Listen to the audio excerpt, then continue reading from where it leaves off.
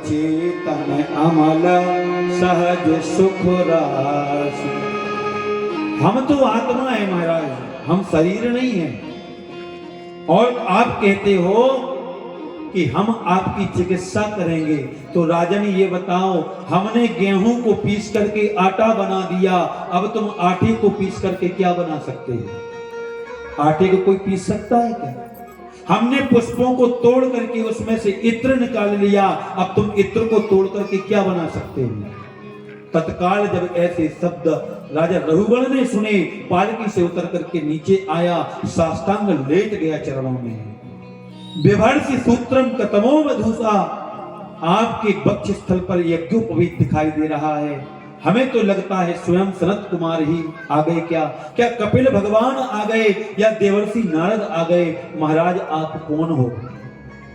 जड़ भरत ने कहा, पहली गलती ये कर रहे कि मैं कौन हूं? अरे जो तुम हो वही मैं हूं, जो मैं हूं वही ये कहार है। जो आत्मा तुम्हारे अंदर है वही आत्मा मेरे अंदर है, वही आत्मा इन कहारों के अंदर है।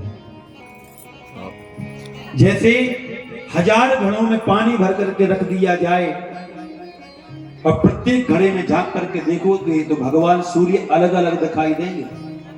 इसी प्रकार भगवान अलग नहीं है, सूर्य अलग नहीं है, सूर्य एक ही है। इसलिए ये गलती मत करो कि मैं कौन हूं और आप कौन हो। जो आप हो वो मैं हूं, जो मैं हूं वो ये है।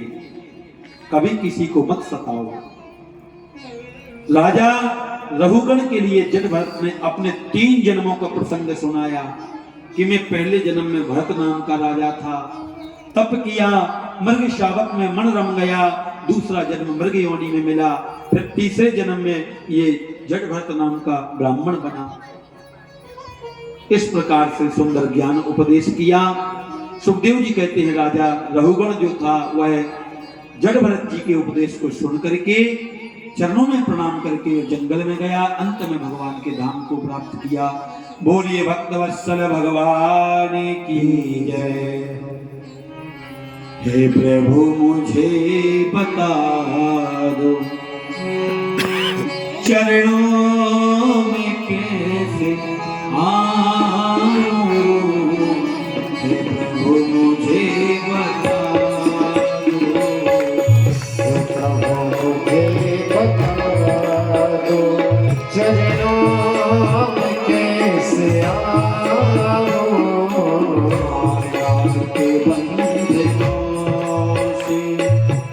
माया के बंधनों से,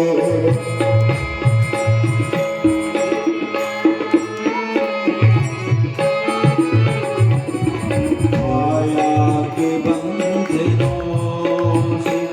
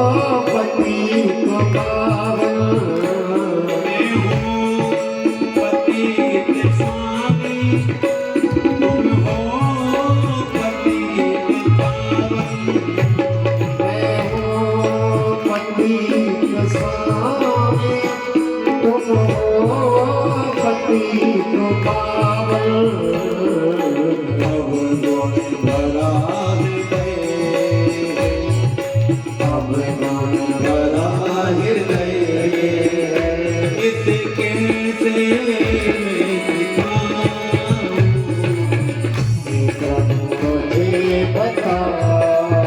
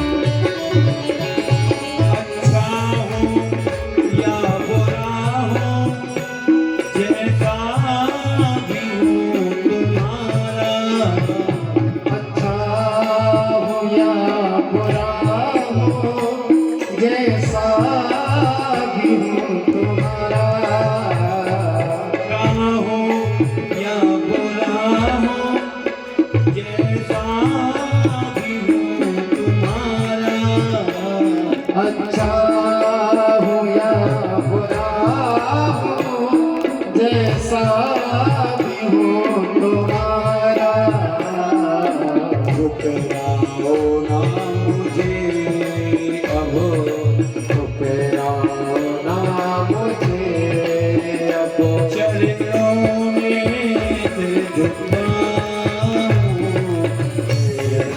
मुझे बता चरणों में कैसे आऊं, प्रभु मुझे बता चरणों में कैसे आऊं, प्रभु मुझे बता चरणों में कैसे आऊं, माया के बंधनों से, माया के बंधनों से अब मुक्ति कैसे पाऊं, प्रभु मुझे बताओ चरणों में कैसे आऊं, माया के बंधनों से, माया के बंधनों से अब मुक्ति कैसे पाऊं, बंधनों से अब मुक्ति कैसे पाऊं, मुझे बताओ हे प्रभु मुझे बताओ। बोलिए वृंदावन बिहारी लाल की। सुखदेव जी कहते हैं कि राजन, आज राजा रघुगण जो था वह जंगल में चला गया, इनने खुद का खाओ। भगवान को प्राप्त किया अंत में, और कहते हैं निकालना है कि जब भगवान कृपा करते हैं तो अपने आप सब कार्य सुलभ हो जाते। निकाल लिया वो रहा जड़ भरत के नाम से इस भारत भूमि का नाम वो बैठो पीछे भारत पड़ा। वैसे 3 भरत हुए हैं, कैकेयी नंदन श्री भरत और शकुंतला नंदन श्री भरत और भागवत के श्री जड़ भरत। इन तीनों भरतों के नाम से इस भूमि का नाम भारत पड़ा। बोले भारत माता की जय। जहां हम लोग रहते हैं। सुखदेव जी कहते हैं कि हे राजन, भगवान को वही भजता है जिसके जीवन में दुख आते हैं, और जब तक व्यक्ति सुखी रहता है तो भगवान को नहीं भजता। कभी कभी व्यक्ति विसंगति में भी बिगड़ जाता है, अच्छा व्यक्ति भी विसंगति से बिगड़ जाता है।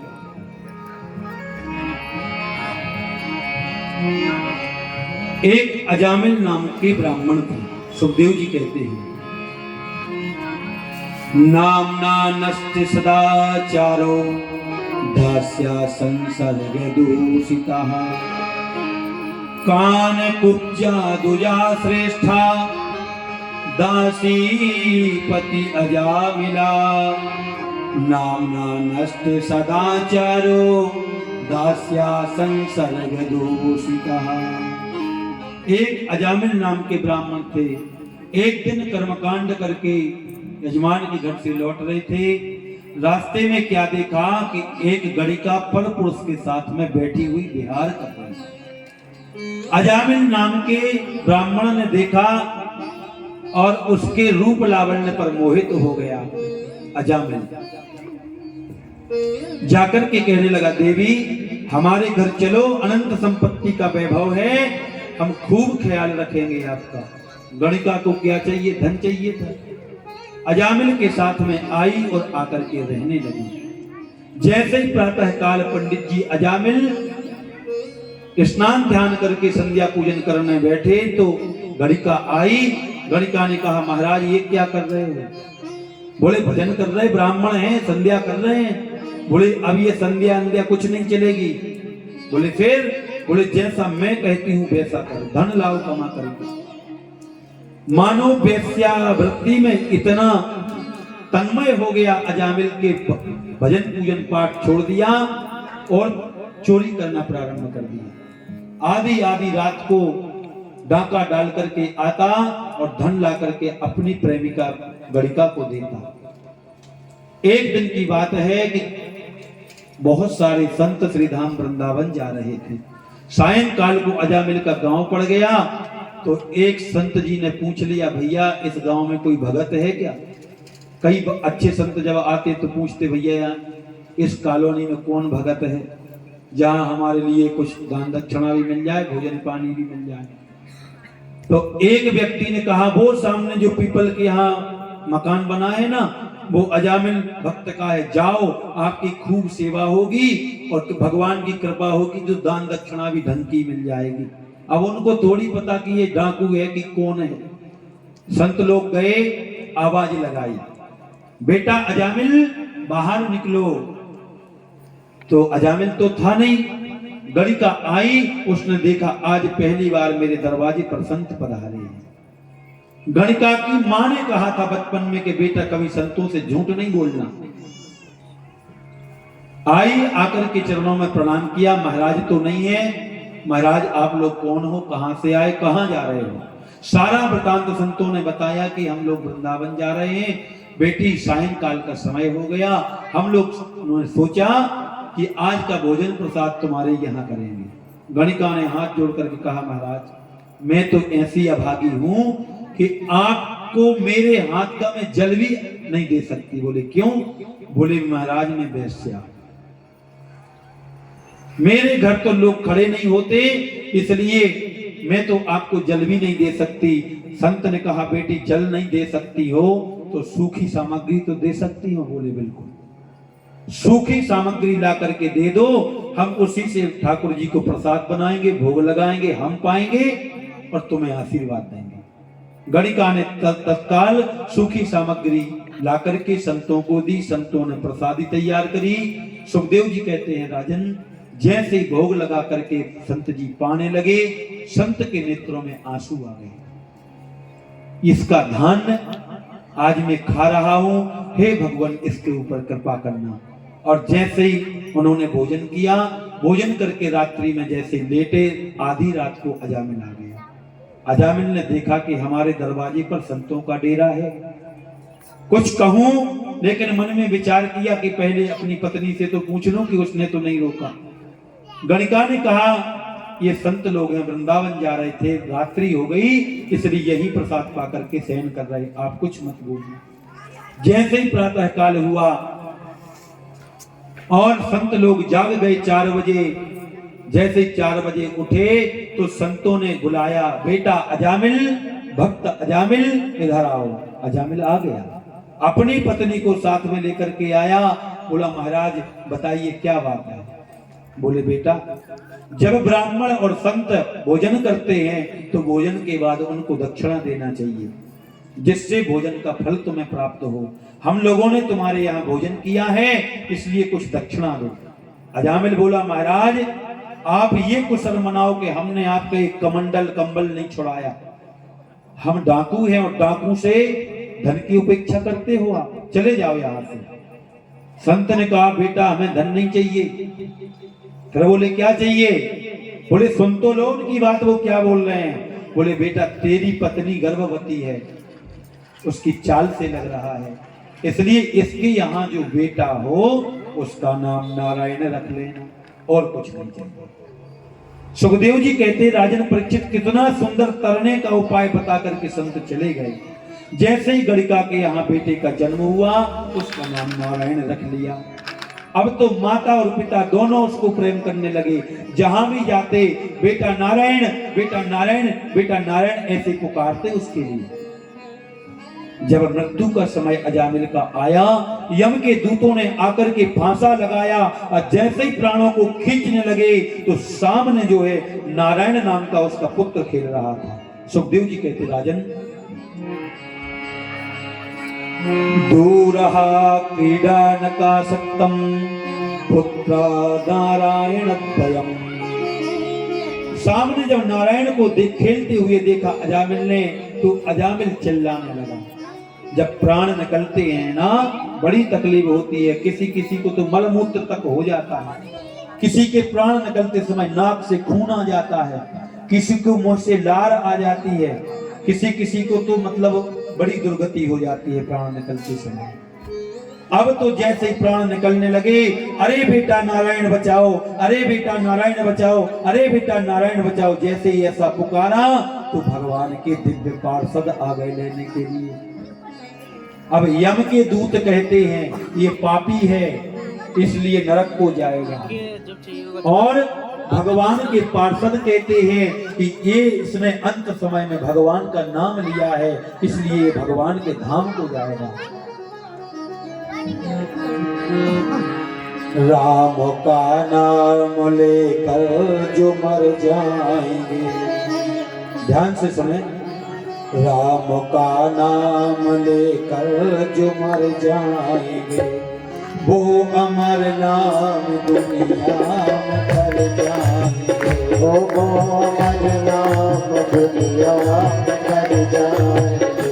राम का नाम लेकर जो मर जाएंगे, वो अमर नाम दुनिया में कर जाएंगे, वो अमर नाम दुनिया में कर जाएंगे। ये न पूछो कि मर कर किधर जाएंगे, ये न पूछो कि मर कर किधर जाएंगे, ये न पूछो कि मर कर किधर जाएंगे, ये न पूछो कि मर कर किधर जाएंगे। वो जिधर भेज देगा उधर जाएंगे, वो जिधर भेज देगा उधर जाएंगे। वो जिधर भेज देगा उधर जाएंगे, वो जिधर भेज देगा उधर जाएंगे। राम का नाम लेकर जो मर जाएंगे, वो अमर नाम दुनिया में कर जाएंगे, वो अमर नाम दुनिया में कर जाएंगे। ये न पूछो कि मर कर किधर जाएंगे, ये न पूछो कि मर कर किधर जाएंगे। ये न पूछो कि मर कर किधर जाएंगे, ये न पूछो कि मर कर किधर जाएंगे। वो जिधर भेज देगा उधर जाएंगे, वो जिधर भेज देगा उधर जाएंगे। टूट जाए न माला कहीं प्रेम की, टूट जाए न माला कहीं प्रेम की। टूट जाए न माला कहीं प्रेम की, टूट जाए न माला कहीं प्रेम की। देखो अनमोल मौत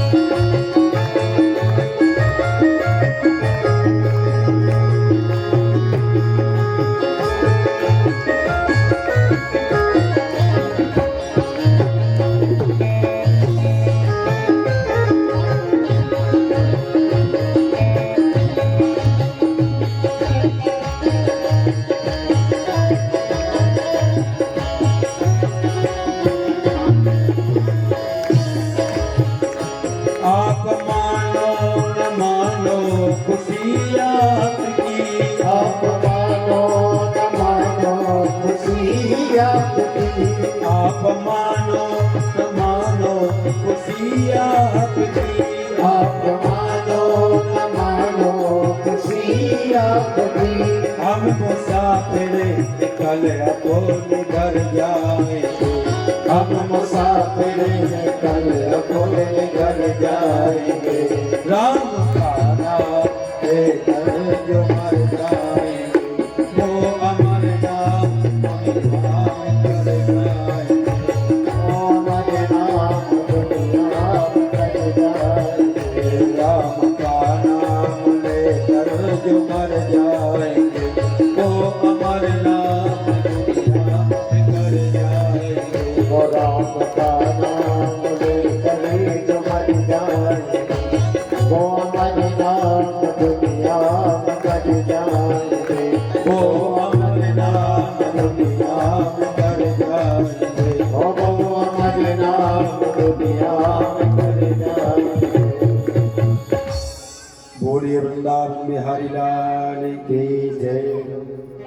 भगवान के पार्षद कहते हैं कि जिसने अंत समय में भगवान के नाम को लिया है ये वैकुंठ जाएगा, और यम के दूत कहते हैं कि ये पापी है, ये नरक में जाएगा, यमपुरी जाएगा।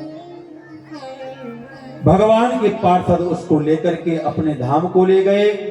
सुखदेव जी कहते हैं आज जैसे यम के दूत लौट करके यमपुरी में पहुंचे तो यमराज ने कहा क्यों तुम लोग अजामिल को लेने गए थे, क्या हुआ? बोले महाराज गजब हो गया। बोले क्या? बोले जैसे ही हम लोगों ने प्राण निकालने के लिए फांसा लगाया और उसने अपने पुत्र का नाम पुकार लिया, उसका नाम था नारायण। तो चार चार हाथ वाले वहां भगवान के पार्षद आ गए और विमान में बिठा करके उसको ले गए। यमराज ने कहा धीरे बोलो। क्यों? बोले यहां पर 28 प्रकार के नरक हैं। कितने प्रकार के हैं? 28 प्रकार के। रोरब, महारोरब, असिपत्र, कालसूत्र, बैतरणी, पयोध, ऐसे बड़े तामिश्र, अंधतामिश्र, ये नरकों के नाम हैं। बोले हजारों जीवात्माएं नरकों में पड़ी हुई हैं और अपने अपने कर्मों का फल भोग रहे हैं। यदि ये इस नाम को यहाँ पर किसी ने सुन लिया तो उसको नरक से बाहर निकालना पड़ेगा, क्योंकि स्वर्ग में भी भगवान का नाम नहीं मिलता। यदि आप पुण्यात्मा जीव बन जाओ, धर्म कर लो, स्वर्ग भी चले जाओ, तो वहां भी भगवान का नाम नहीं मिलता। केवल भगवान का नाम इस पृथ्वी पर ही मिलता है। यमराज जी कहते हैं हम 12 आदमी ऐसे हैं जो भगवान के नाम पर संपूर्ण जीवन यापन किया हम लोगों ने। कौन कौन से? स्वयंभो नारदा शंभो, कुमारो कपिलो मनुः, प्रहलादो जनको भीष्मो, बलिर्भैया सकरवयम्।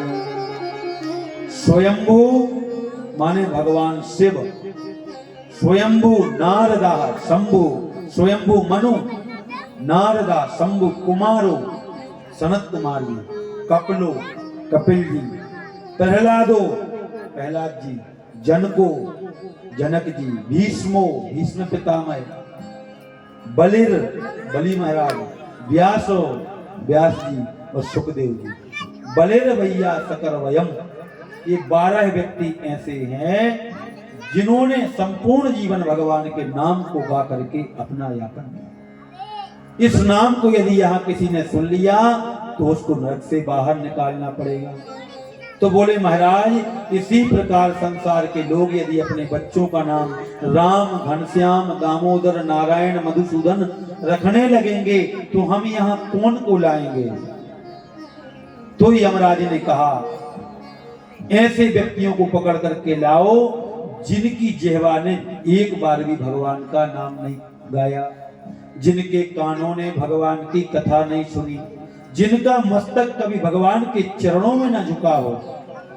जिह्वान भक्ति भगवद गुण नाम ध्येयम, जिस किसी व्यक्ति की जिह्वा ने भगवान के नाम को न गाया हो, ऐसे व्यक्ति को पकड़ करके लाओ और नरक में डाल दो। जो भगवान को नहीं भजते अंत समय में उन्हीं की दुर्गति होती है और बड़ी कठिनाई से उनके प्राण निकलते हैं। जो धर्मात्मा पुरुष होते हैं उनको कष्ट नहीं भोगना पड़ता, बिस्तरों में पड़े पड़े नहीं रहना पड़ता। अपने यदि कष्ट हो भी जाता है तो उस कष्ट की निवृत्ति भगवान कर देते हैं। इसलिए हम सबको मिलकर के भगवान से नित्य यही प्रार्थना करना चाहिए कि हे भगवान, जब हम इस पृथ्वी से जाएं तो हमारे जीवन में कोई कष्ट ना हो, चलते फिरते हम इस दुनिया को छोड़ करके चले जाएं। अजामिल को ये ज्ञान हो गया कि देखो भगवान का नाम पुकारने से हमें वैकुंठ की प्राप्ति होगी। यदि हम जिंदगी भर भगवान के नाम को गाएंगे तो क्या भगवान कृपा नहीं करेंगे? आज भगवान की कृपा से अजामिल का उद्धार हो गया। बोलिए भक्तवत्सल भगवान की जय। परीक्षित ने प्रश्न किया, महाराज कल की प्रसंग में आपने हिरण्याक्ष का वध तो करवा दिया, लेकिन हिरण्यकश्यपु के परिवार में क्या हुआ? कृपा करके आप हमें बताइए। हिरण्यकश्यपु कहते हैं अभिमान के लिए, और अभिमान रूपी हिरण्यकश्यपु के यहाँ जो बालक का जन्म हुआ उसका नाम पड़ गया प्रहलाद। जिस समय हिरण्याक्ष का वध हुआ, हिरण्यकश्यपु को पता चला तो हिरण्यकश्यपु जो है भगवान नारायण को मारने के लिए बृहत तपस्या करने चला गया। और जिस समय तपस्या करने गया तो इंद्र आकर के हिरण्यकश्यपु के परिवार को नष्ट करना चाहते थे। नारद जी ने आकर के इंद्र को समझाया। उस समय जो है वह बालक कयादु के गर्भ में था और नारद जी के आश्रम में उसका जन्म हुआ, जिसका नाम पड़ गया प्रहलाद। प्रहलाद नारद जी का सत्संग किया बैठ करके तो दिव्य ज्ञानी हो गया। और कहते हैं कि जब माताएं गर्भवती हों तो माताओं को अच्छे अच्छे वेद शास्त्रों का पाठ सुनना चाहिए, रामायण देखना चाहिए। उसको सुनने से जो भगवान का अंश होता है वह अंश रूप में संतान जन्म ले लेती है और आगे चल करके वही संतान जो है संस्कारित होती है। हिरण्यकश्यपु ने ब्रह्मा जी को प्रसन्न कर लिया, संपूर्ण प्रकार के वरदान मांग लिए। ना दिन में मरूं, न रात में मरूं, न बाहर मरूं, न भीतर मरूं, न नर से मरूं, न नारायण से मरूं, न अस्त्र से मरूं, न शस्त्र से मरूं, न ऊपर मरूं, न नीचे मरूं। जितने भी वरदान थे सब ब्रह्मा ने बोल दिया तथास्तु। आया, आकर के देवताओं पर चढ़ाई कर दी और इंद्र की इंद्रासन को छीन लिया, स्वर्ग का राजा बन गया। माता अदिति के कुंडलों को चुरा लिया, वरुण का छत्र चुरा लिया और देवताओं को धक्के मार करके स्वर्ग से निकाल दिया। अब तो देवता लोग घबराए घबराए भगवान के पास में गए। भगवान इस दुष्ट का उद्धार करो।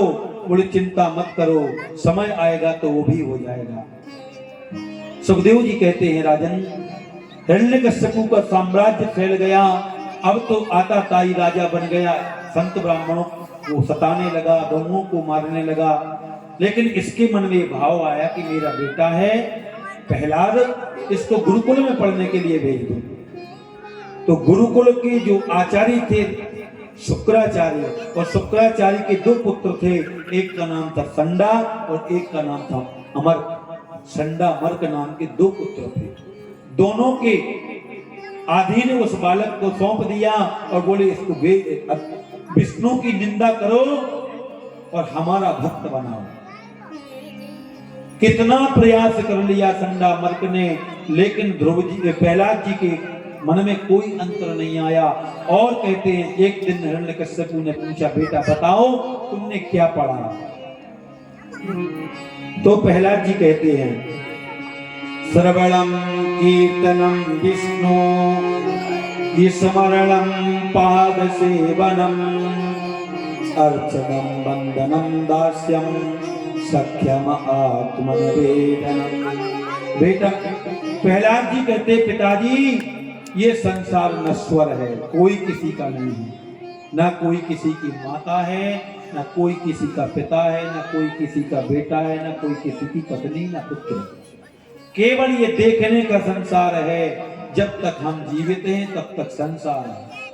और जैसे ही हमारी आंखें बंद हुई संसार से नाटक टूट गया। मरने के बाद किसी भी बेटा ने ये नहीं खबर ली कि पिताजी तुम स्वर्ग में गए कि नरक में गए, या स्वर्ग में पहुंचने के बाद पितरों ने पत्रिका नहीं भेजी कि हम स्वर्ग में हैं कि नरक में हैं। यही स्वर्ग है और यही नरक है।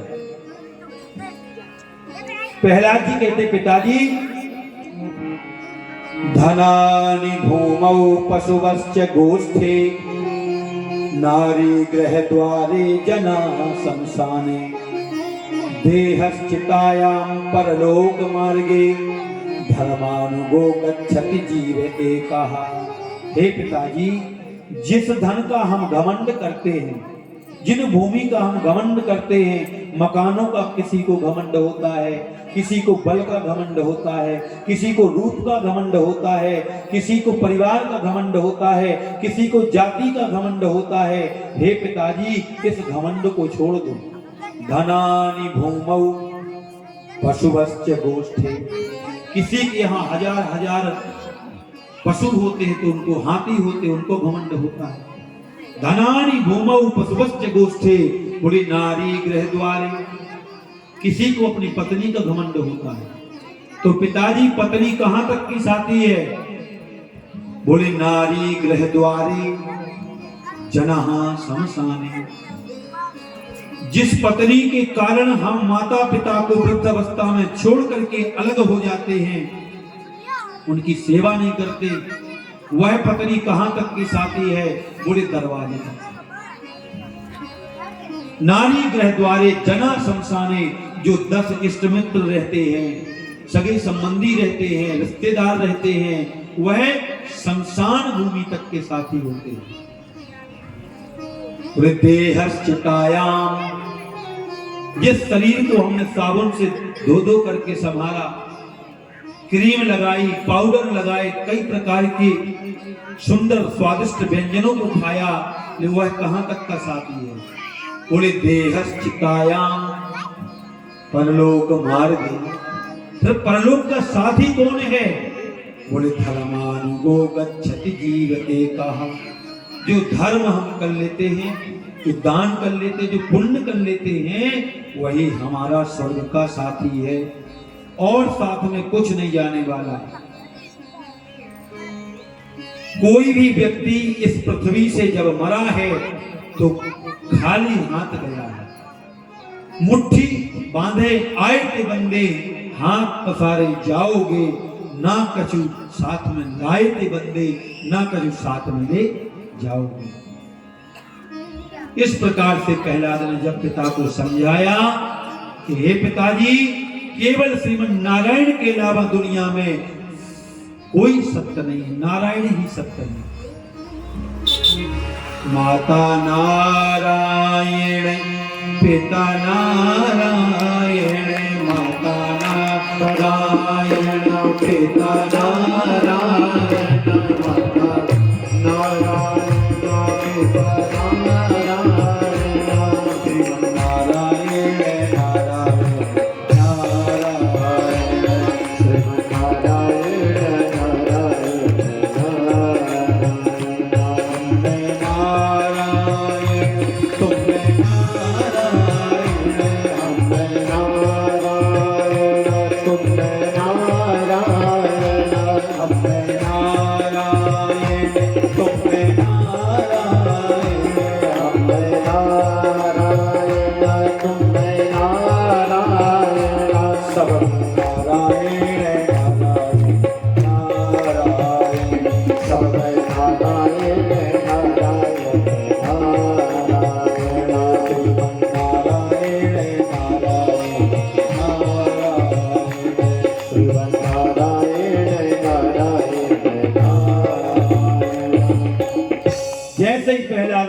पिताजी नारायण से के अलावा सब मिथ्या है, ईश्वर सत्यम जगन मिथ्या, इसलिए नारायण के चरणों का सहारा ले लो।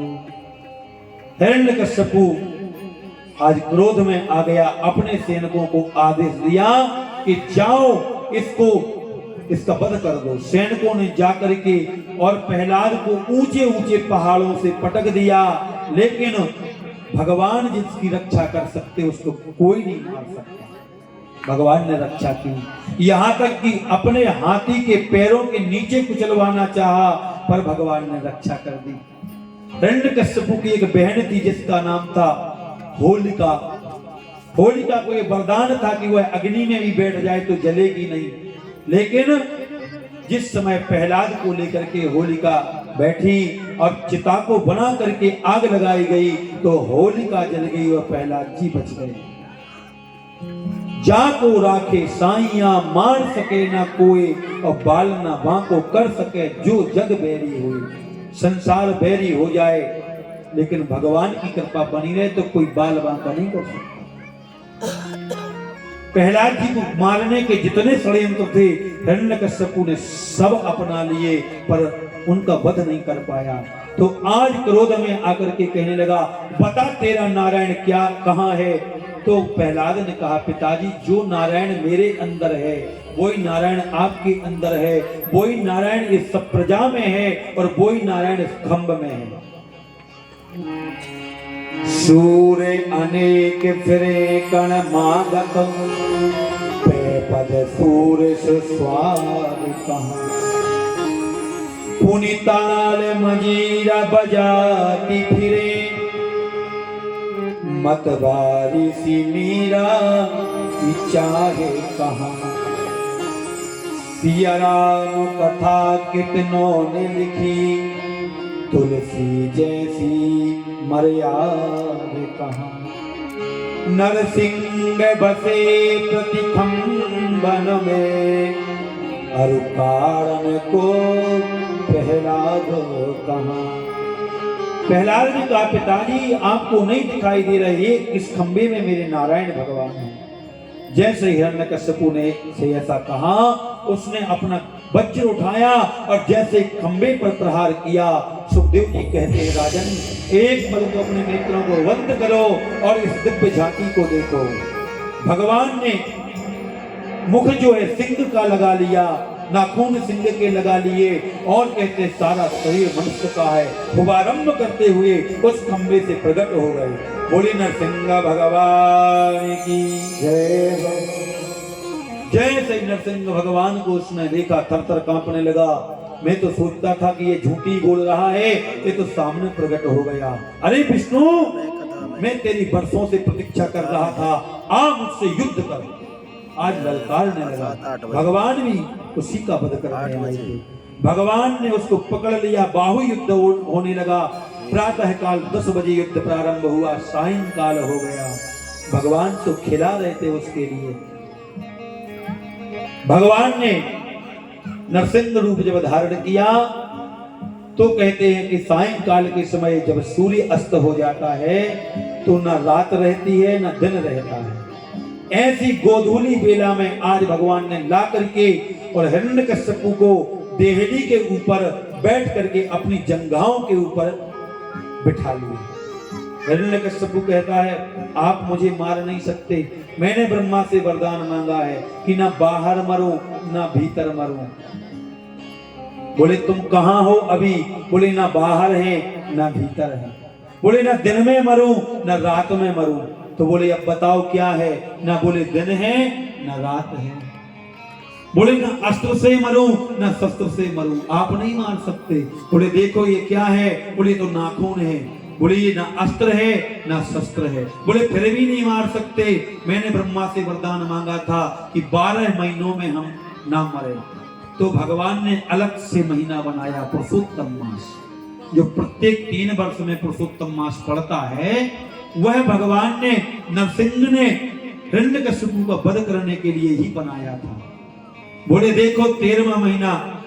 बोले हमें पता नहीं था ना, हम तो 13वां महीना भी मांग लेते। भगवान ने कहा सारे वरदान आपके पूर्ण हुए। अब तो भगवान ने क्रोध में आकर के आज शुभारंभ करते हुए हिरण्याक्ष का हिरण्यकश्यप को वध कर दिया। बोलिए श्री नरसिंह भगवान की जय।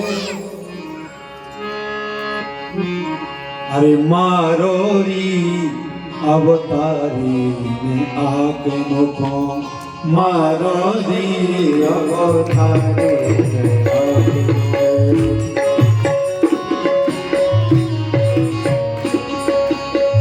मारो री अवतारी में आके मुखों मारो रे अवतारी में आके बाहर मारो ना भीतर मारो बाहर मारो ना भीतर मारो बाहर मारो ना भीतर मारो बाहर मारो ना भीतर मारो बीच में मारो बीच में मारो दारो री अवतारी मारो रे अवतारी में आके मार गौरी अवतारी मारो रे अवतारी में आके नरने मारो ना मानव ने मारो डरने मारो ना मारो मारो नरने मारो ना मानव ने मारो डरने मारो ना मारो नरसिंह रूप में दारोरी अवतारी मारो रे अवतारी में आके मारो री अवतारी मारो रे अवतारी में आके मारो री अवतारी मारो रे अवतारी में आके आज भगवान नरसिंह ने हिरण्यकश्यप का वध कर दिया और उसकी आंतों को निकाल करके अपने गले में धारण कर लिया। बोलिए भक्तवत्सल भगवान की जय। जय हो। सुखदेव जी कहते हैं राजन, आज देवताओं ने ऐसा रूप नहीं देखा था, थर थर कांप रहे थे देवता लोग। प्रहलाद जी को देवताओं ने बताया, बेटा जब तक तुम उनके सामने नहीं जाओगे तब तक उनका क्रोध शांत नहीं होगा। आज प्रहलाद जी गए तो भगवान ने हृदय से लगाया। प्रहलाद ने प्रार्थना की कि भगवान मेरे पिता ने आपसे द्वेष किया है, भाव को भाव अनक आलस हूँ, नाम जपत मंगल दिशि दस हूँ, इसलिए उनके ऊपर कृपा करो प्रभु, उनकी सदगति हो जाए। भगवान के हाथ से मरना भी मुक्ति है और भगवान के हाथ से बचना भी मुक्ति है। भगवान ने वचन दिया, बेटा प्रहलाद जिस पिता के वंश में तेरे जैसा भक्त पैदा हुआ, जा आज से तेरी 21 पीढ़ियों का मैंने उद्धार कर दिया। बोलिए भक्तवत्सल भगवान की जय हो। इस प्रकार से भगवान ने प्रहलाद को बचाया, हिरण्यकश्यप का उद्धार किया। सुखदेव जी महाराज कहते हैं राजन, इन्हीं प्रहलाद के वंश में आगे चल करके बलि नाम के राजा हुए, जिनको बड़ा अभिमान था कि हमसे बड़ा दानी दुनिया में दूसरा नहीं है। भगवान बामन बन करके गए और एक पल में संपूर्ण पृथ्वी को नाप लिया, दूसरे पैर में संपूर्ण आकाश को नाप लिया और तीसरा पैर जैसे रखने लगे तो जगह नहीं बची। मानो स्वयं भगवान बलि के घमंड का हरण करने गए। जब भगवान बलि के यहां मांगने गए तो बलि की माता ने कहा, भली भई में ना जरी अपने पिता के साथों, ओ मेरे सुत के सामने हरि पसारे हाथ। आज वह माता कितनी सौभाग्यशाली है कि जिसके दरवाजे पर भगवान भिखारी बन करके खड़े हैं। लेकिन भगवान के सामने घमंड नहीं करना चाहिए। आज बलि के मन में जो अभिमान था भगवान ने उसको चूर चूर कर दिया। और कहते हैं एक गजेंद्र नाम का हाथी था, उसके जीवन में भी बहुत बड़ा संकट आया। उसको अपने बल का अभिमान था। 10,000 हाथियों का बल था गजेंद्र के अंदर, 150 पुत्र थे और 50 पत्नियां थी। जहां से गजेंद्र निकलता था तो छोटे छोटे जल के जीव जंतु डर जाते थे, भैया गजराज आ रहे।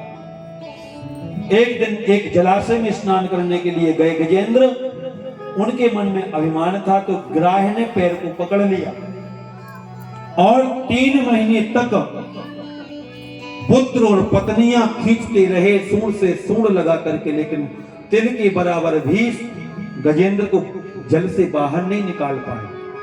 और पत्नियों ने साथ छोड़ दिया, बच्चों ने साथ छोड़ दिया।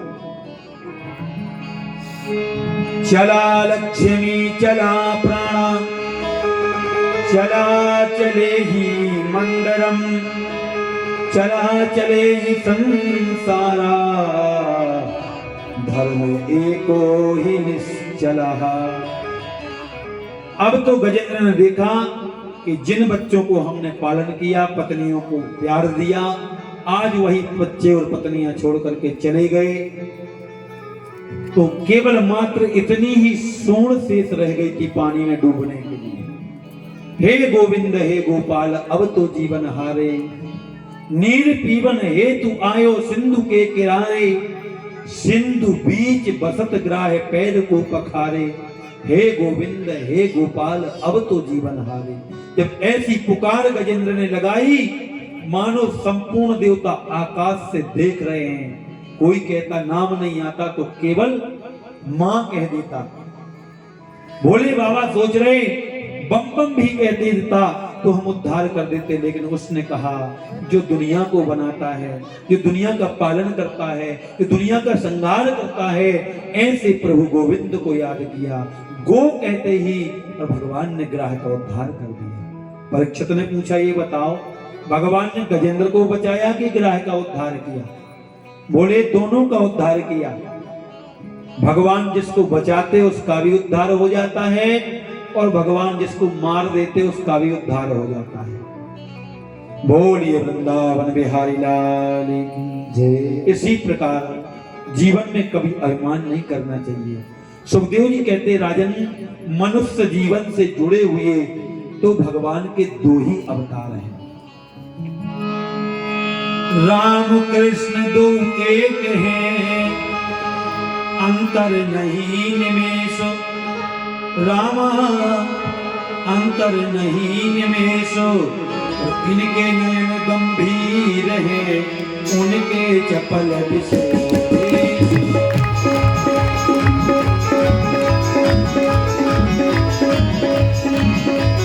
इनके नयन गंभीर हैं, उनके चपल विशेष।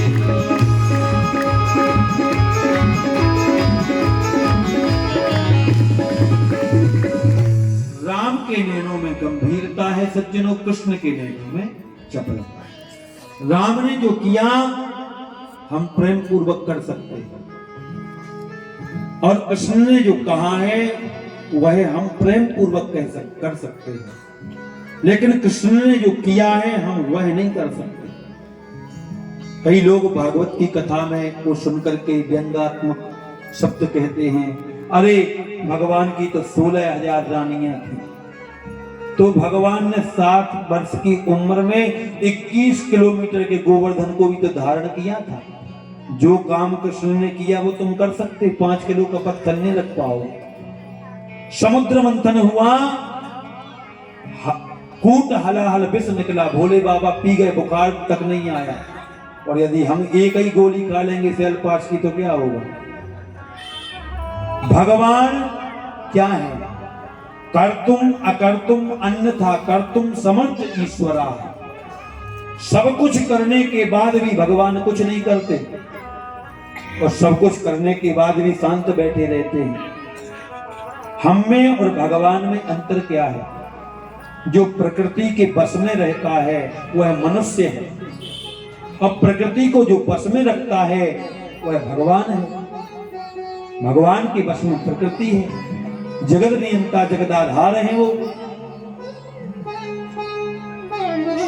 इसलिए आज परीक्षित कहते हैं भगवान हमें सूर्य वंश सुनाइए। किस वंश में भगवान राम का जन्म हुआ, आप कृपा करके हमें बताएं। कथितो वंश विस्तारो भवतः सोम सूर्ययो राज्ञां चोभय वंशानां चरितम परमाद्भुतम। हे गुरुवर, आप कृपा करके हमें सूर्य वंश सुनाइए। कथितो वंश विस्तारो भवतः सोम सूर्यो राज्ञां चोभय वंशानां चरितम परमाद्भुतम। हमें राम कथा सुनाइए। भगवान ने कहा हम अवश्य सुनाएंगे। सुखदेव ने बोले, राजन, सबसे पहले भगवान नारायण थे। नारायण के पुत्र ब्रह्मा, ब्रह्मा के पुत्र कश्यप, और कश्यप महाराज के यहाँ जो पुत्र हुआ उसको हम कहते हैं वैवस्वत मनु। वैसे इनका एक नाम और है विवस्वान। तो वैवस्वत मनु महाराज जो थे उनके यहाँ पर एक पुत्र का जन्म हुआ। उस पुत्र का नाम था प्रद्युम्न। शंकर जी के आश्रम में गलती से चला गया, उसकी मृत्यु हो गई, तो इनके यहाँ 10 पुत्रों का जन्म हुआ और एक सुकन्या नाम की कन्या का भी जन्म हुआ। सुकन्या के पिता का नाम था सरयाती। सरयाती यहाँ जो सुकन्या नाम की पुत्री हुई, एक बार राजा आखेट खेलने के लिए जंगल में गए। वहां पर चमन ऋषि तपस्या कर रहे थे, तो उनकी आंखों में केवल आंखें चमक रही थी, सारे शरीर में दीमक लग गई थी। आसन लगा करके बैठे थे, तो सुकन्या ने मन में विचार किया कि ये कोई चींटियों का घर है, लेकिन आंखें चमक रही थी। तो उसने तिनका उठाया और चमन ऋषि की आंखों में चुभो दिया, तो चमन ऋषि अंधे हो गए और एकदम उनकी समाधि टूट गई। जब ऊपर से मिट्टी नीचे गिरी, देखा तो क्षमा याचना करने लगे सरयाती ने। क्षमा करना महाराज, मेरी पुत्री ने आपको समझ नहीं पाई और आपका अपराध कर दिया। ये पुत्री हम आपको ही समर्पित करते हैं। तो सुकन्या का विवाह चमन ऋषि के साथ में संपन्न हो गया। सुकन्या ने बृहद तपस्या करी और तपस्या के प्रभाव से अश्विनी कुमारों को बुलाया। अश्विनी कुमारों ने आकर के और चमन ऋषि की आंखों को सुंदर बना दिया, पुनः रोशनी प्रदान कर दी। इसी वंश में आगे चल करके एक जो है युवनाश नाम के राजा, सूर्य वंश का ये प्रताप था कि बिना पुत्र कामेष्टि यज्ञ के बिना किसी के संतान नहीं होती थी। भगवान सूर्य से लेकर के श्री रामचंद्र तक, और चंद्र वंश का यह प्रमाण था कि बिना युद्ध के किसी का विवाह नहीं होता था। ऐसा किसी का विवाह नहीं हुआ जिसमें झगड़ा ना हुआ हो। चंद्रमा से लेकर के भगवान श्री द्वारिकाधीश कृष्ण तक जिसका विवाह हुआ झगड़ा जरूर होगा। तो बोले यवनाश राजा ने यज्ञ किया। यज्ञ किया तो यज्ञ में जैसे ये प्रतिष्ठा है, ये जो बीच में कलश रखा हुआ है सर्वतो भद्रमंडल है। यह सर्वतो भद्रमंडल रखा हुआ था। जोर की आंधी आई और जैसे ही आंधी आई तो संपूर्ण यज्ञशाला नष्ट व्यस्त होने लगी। तो यवनाश राजा जो है उस कलश को पकड़ करके बैठ गए और बैठ गए। जैसे ही आंधी और पानी गिरने लगा, इन्होंने विचार किया कि अब इस जल को यदि रानी नहीं पिएगी तो पुत्र नहीं हो पाएगा, क्योंकि बाद में ब्राह्मण लोग ये जल पिलाएंगे, यज्ञ का जल है। तो यवनाश राजा ने स्वयं उस जल का पान कर लिया। सुखदेव जी महाराज कहते हैं, राजन परीक्षित, यवनाश राजा की पत्नी को गर्भवती होना था, लेकिन राजा के स्वयं गर्भ स्थापित हो गया। यवनाश राजा गर्भवती हो गया और उस बालक का लालन पालन उनने अपने गर्भ में किया। तो आज से ऑपरेशन नहीं हो रहा, पहले भी ऑपरेशन करते थे देवता लोग। इंद्र आए, अश्विनी कुमार आए, यवनाश राजा को लेटाया गया और जैसे ही उनको लेटाया तो अश्विनी कुमार ने उनके पेट को चीरा और उस बालक को बाहर निकाला। उस बालक का नाम पड़ गया मानधाता। बोलिए मानधाता महाराज की। अश्विनी कुमार ने पेट को सिल दिया। अब बोले ये बालक दूध किसका पिएगा, क्योंकि जिसके यहाँ संतान नहीं होती उसको दूध नहीं निकलता। तो इंद्र ने अपनी बाईं हाथ की छिंगली को उस बालक के मुख में दिया तो उसमें से दूध निकलने लगा। उस दूध को पी करके वह बालक तत्काल बड़ा हो गया। और इसके बाद में आगे चलकर के यौवनाश्य के मानधाता और मानधाता के यहाँ जो पुत्र हुआ उसका नाम पड़ गया मुचकुंद। मुचकुंद ने द्वापर में भगवान श्री कृष्ण की सेवा करके मोक्ष को प्राप्त किया। इसी वंश में आगे चलकर के नभग नाम के राजा हुए। नभग के नाभाग हुए और नाभाग के हुए अम्बरीश महाराज। राम सो न धीर, राम सो न धीर, हनुमान सो न वीर, बाली सो लड़ैया न क्रोधी, भृगुराज सो भाई ना भरत सो, पूत ना भागीरथ सो, व्रत ना एकादशी सो, न मंत्र राम नाम सो। राम जैसा मंत्र नहीं है और भरत जैसा भाई नहीं है। इस प्रकार से जो है अम्बरीश राजा जो है प्रत्येक एकादशी का व्रत करते निराहार। द्वादशी के दिन जब तक किसी ब्राह्मण को भोजन नहीं करा देते तब तक स्वयं भोजन नहीं करते। एक दिन की बात है, एकादशी का व्रत चल रहा था, द्वादशी का अंत होने वाला था, तो इन्होंने मन में विचार किया कि कोई संत ब्राह्मण आ जाते और भोजन हो जाता तो हमें पुण्य प्राप्त हो जाता। सामने से दुर्वासा जी आ रहे थे। दुर्वासा जी आए, बड़े क्रोधी ऋषि थे। आकर के इन्होंने उनका स्वागत किया। बोले महाराज बड़ी कृपा की, चलो एकादशी का उद्यापन भी हो जाएगा और आप सब संतों का भोजन भी हो जाएगा। दुर्वासा ने कहा ठीक है, भोजन तैयार करवाओ, मैं जरा स्नान करके आता हूँ। तो दुर्वासा जी स्नान करने चले गए। सुखदेव जी महाराज कहते कि हे राजन परीक्षित, द्वादशी का अंत होने वाला था, एक ही पल शेष रह गया था। यदि द्वादशी में पारायण नहीं किया तो फिर त्रयोदशी में भोजन नहीं हो सकता, दोष लग जाता एकादशी का। तो इन्होंने मन में विचार किया कि अब दुर्वासा जी तो स्नान करने गए हैं, उनको कौन रोक सकता कि चलो भोजन कर लो, अभी शराब दे देंगे। तो बोले फिर भगवान के चरणामृत को उठाया और केशवाय नमः, माधवाय नमः, नारायणाय नमः जैसे कहा और जलपान भगवान का चरणामृत पान करने वाले थे कि सामने से दुर्वासा जी आ गए। अकाल मृत्यु हरणम सर्व व्याधि विनाशनम विष्णोर्पादोदकम पीत्वा पुनर्जन्मना विद्यते। जो नित्य भगवान का चरणामृत पान करता है उसकी कभी अकाल मृत्यु नहीं होती। अब भगवान का चरणामृत हाथ में लिए हैं। दुर्वासा जी ने कहा अरे दुष्ट, तैने संतों का अपराध कर दिया, अभी देखता हूं तेरे लिए। उन्होंने कहा महाराज क्षमा करना, द्वादशी का अंत होने वाला था इसलिए मैंने सोचा कुछ आचमन कर लूं। मैंने जलपान नहीं किया, भोजन नहीं किया, फलाहार नहीं किया, अभी निराहार हूं। लेकिन दुर्वासा जी क्रोध में आ गए।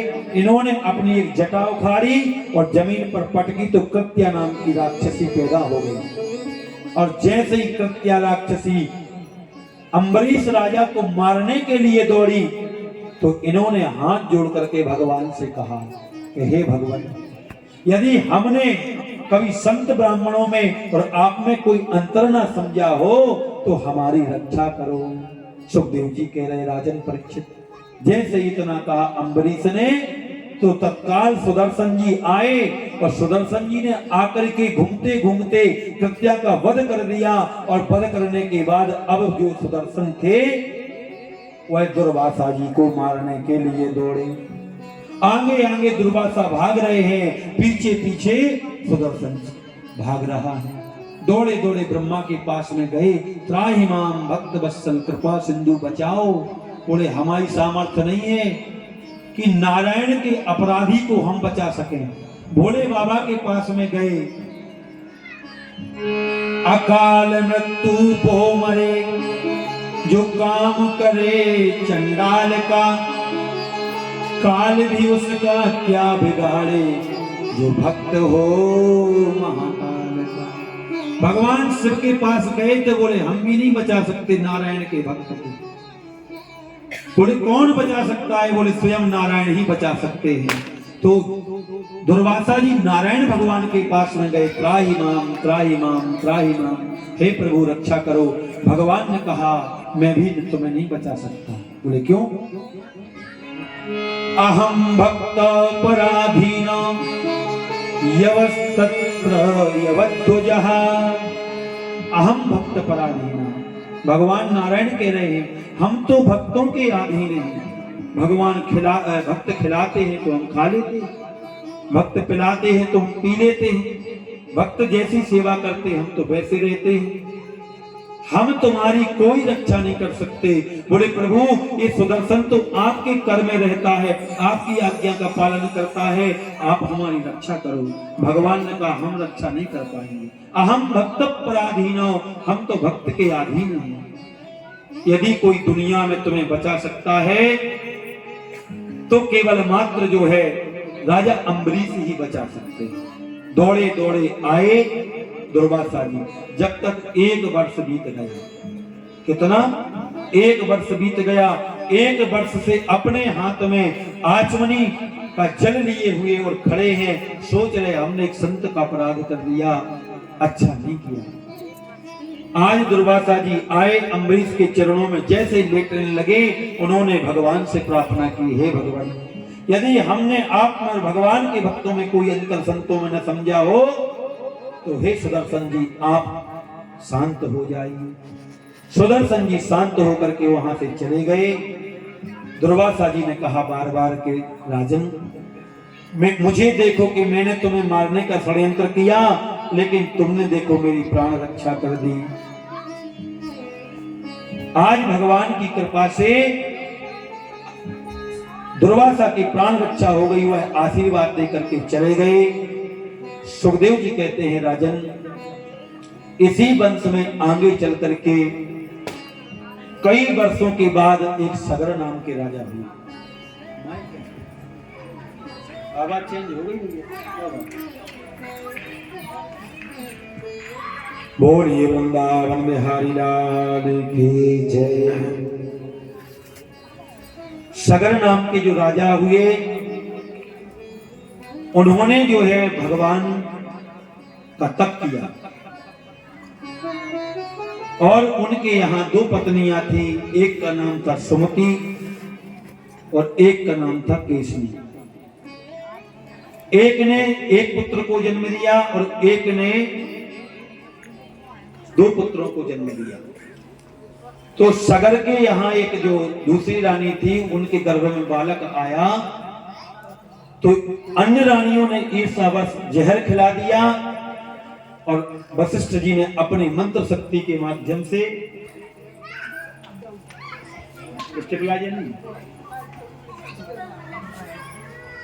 वशिष्ठ जी ने अपनी मंत्र शक्ति से उन बच्चों को बालक बना दिया और कहते हैं कि 60,000 टुकड़े कर दिए उस मांस पिंड के। वशिष्ठ जी ने मंत्र शक्ति से सबको बालक बना दिया। आगे चलकर के इसी वंश में रघु नाम के राजा हुए, जिनके नाम से सूर्यवंश जो है रघुवंश के नाम से प्रसिद्ध हो गया। और कई वर्षों के बाद सगर राजा ने यज्ञ किया। यज्ञ के घोड़े को इंद्र ने चुरा लिया, जाकर के कपिल भगवान के आश्रम में बांध दिया। जब लोगों ने कपिल भगवान के आश्रम में घोड़े को बंधा देखा तो सगर के 60,000 पुत्र गए। जैसे ही कपिल भगवान ने अपने नेत्रों को खोला तो जैसे ही खोला तो वो 60,000 पुत्र भस्म हो गए।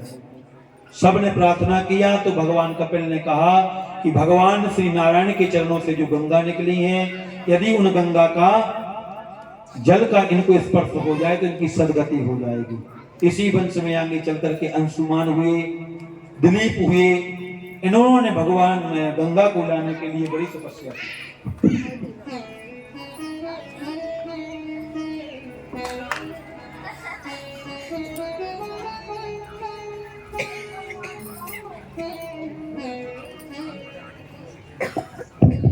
बोलिए वृंदावन बिहारी लाल की जय। अंशुमान ने तपस्या करी, गंगा जी को नहीं ला पाए। दिलीप ने तपस्या करी, नहीं ला पाए। इसी वंश में आगे चलकर के एक भगीरथ नाम के राजा हुए।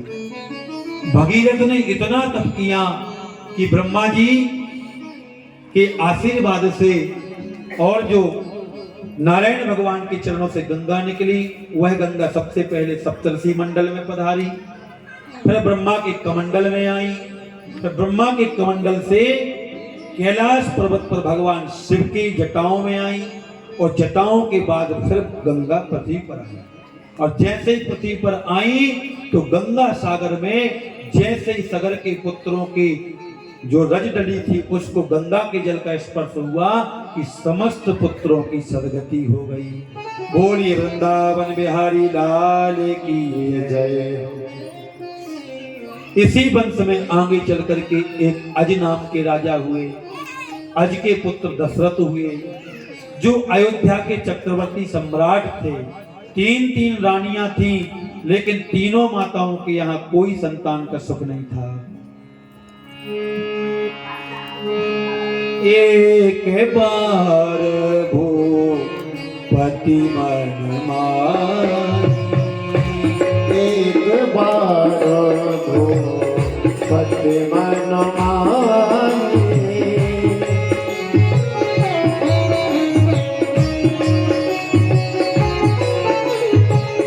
एक बार भूपति मन माही, एक बार भूपति मन माही, भयो के दान मोरे सो तो नाही, भय गलान मोरे सुत नाही, संगीत से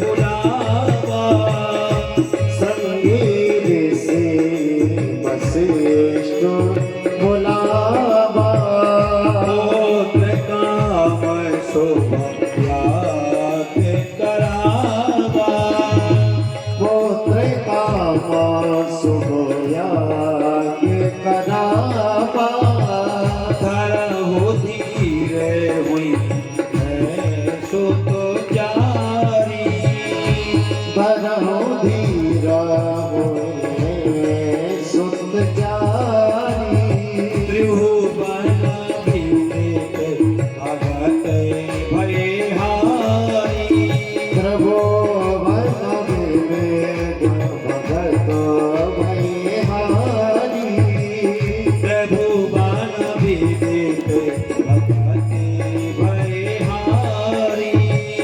त्रिभुवन विदित भगत भयहारी। दशरथ जी के मन में गिलानी हुई। वशिष्ठ जी से पूछा, महाराज ये बताओ क्या हमारे भाग्य में संतान का सुख नहीं है? तो वशिष्ठ जी ने अपने दामाद को बुलाया श्रृंगी ऋषि के लिए। ये ज्योतिष के प्रकांड विद्वान थे। उन्होंने आकर के बताया, महाराज चिंता मत करो, भगवान की कृपा होगी तो तुम्हारे यहाँ 4 पुत्रों का जन्म होगा। आप पुत्र कामेष्टि यज्ञ करो। दशरथ जी ने यज्ञ किया। यज्ञ कुंड से भगवान नारायण प्रकट हुए और खीर लेकर के आए। आकर के कहा,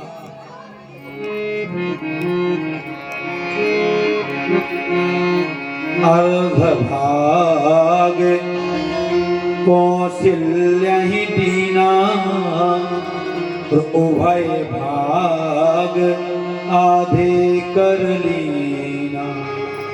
आधा भाग कौशल्या को दे दो और आधे में से आधा कैकेयी और सुमित्रा को दे दो। इस प्रकार से यज्ञ संपन्न हुआ। धीरे धीरे समय बीत गया।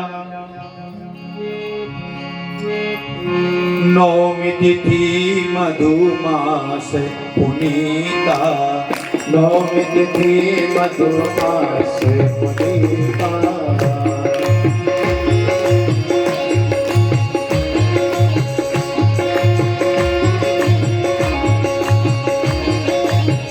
नौमी तिथि मधुमास पुनीता, नौमी तिथि मधुमास पुनीता, शुक्ल पक्ष अवधीता, शुक्ल पक्ष अभिजित अनिकीता, शुक्ल पक्ष अवधीता, शुक्ल पक्ष अभिजित अनिकीता। चैत्र का महीना था। शुक्ल पक्ष में नौमी तिथि ठीक दिन के 12 बजे आज जो है माता कौशल्या के भवन को भगवान ने प्रकट होकर के दर्शन दिया। सशंख चक्रम सकरीत कुंडलम सपीत वस्त्रम सरसे हुरेक्षणम साहार वक्षस्थल कौतुवश्रियम नमामि विष्णुम शिरसा चतुर्भुजम। चतुर्भुज रूप नारायण भगवान ने जब कौशल्या के कक्ष में प्रकट होकर के दर्शन दिया तो कौशल्या ने कहा, भगवान आपको तो पुत्र बनकर के आने को कहा था, आप तो पिताजी बनकर के पधारे। बोले बस आपके कक्ष में मेरा जन्म हो गया, मैं माँ बोल दूंगा, आप बेटा बोल दो, हो गया बेटा। बोले ऐसे नहीं, कीजिए सुसुलीला अति प्रियशीला यह सुख परम अनुपा। सुनी बचन सुजाना रोदन ठाना होई बालक सुर भूपा। भगवान से जब बार बार कहा तो भगवान ने अपने 2 हाथ हटा लिए, छोटे बन गए और वहां वहां करके रोना प्रारंभ कर दिया। अब तो कौशल्या की दासी दौड़ी दौड़ी गई, महाराज दशरथ से कहने लगी, महाराज बधाई हो। बोले क्या हुआ? बोले बड़ी रानी ने एक पुत्र को जन्म दिया है। वहां से कैकेयी की दासी दौड़ करके आई, महाराज बधाई हो। मंजली रानी ने भी एक पुत्र को जन्म दिया। तीसरी रानी के कक्ष से दासी आई, बोले महाराज बधाई हो, छोटी रानी ने 2 पुत्रों को जन्म दिया। अब तो आनंद हो गया। समस्त देवता आकाश से पुष्पों की वर्षा करने लगे। श्री रामचंद्र कृपाल भज मन हरण भव भय दारुण। भगवान का नामकरण हुआ।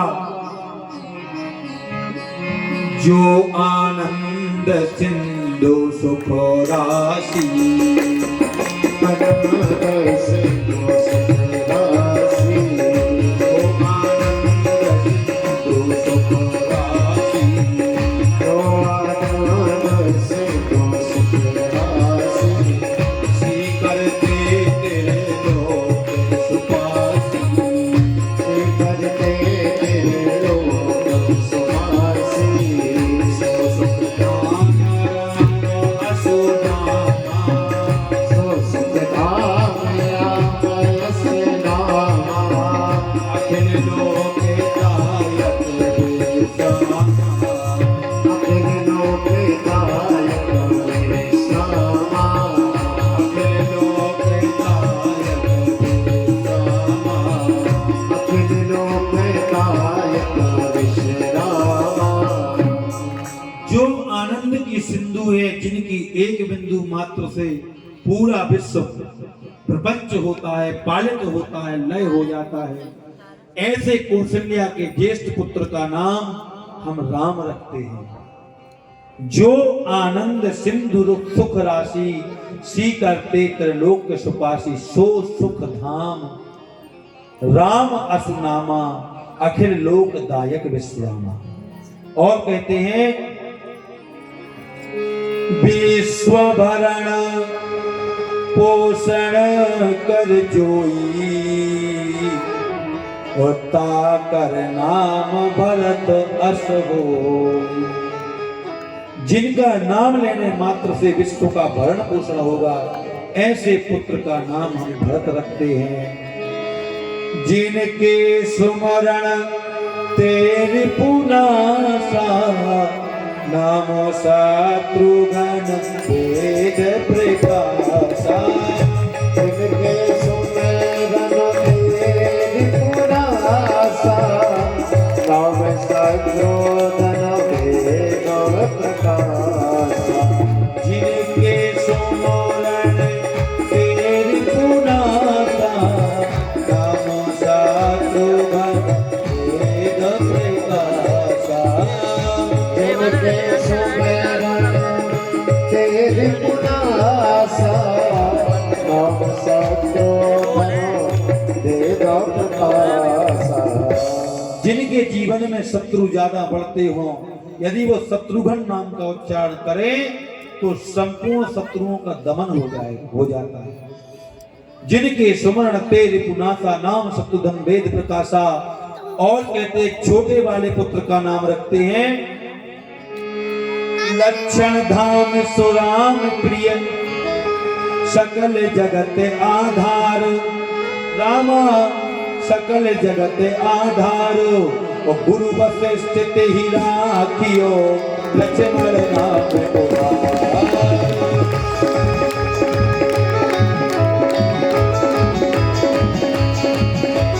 गुरु बस स्थित ही राखियो लक्ष्मण नाम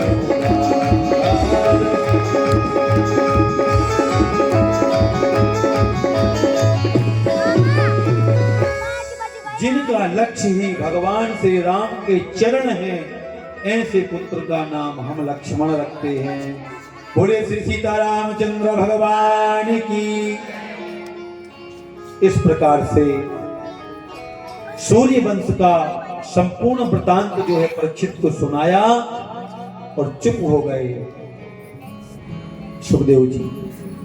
परीक्षित ने कहा आपने जिस प्रकार सूर्य वंश सुनाया है इसी प्रकार आप हमें चंद्र वंश की कथा सुनाइए। सुखदेव जी ने कहा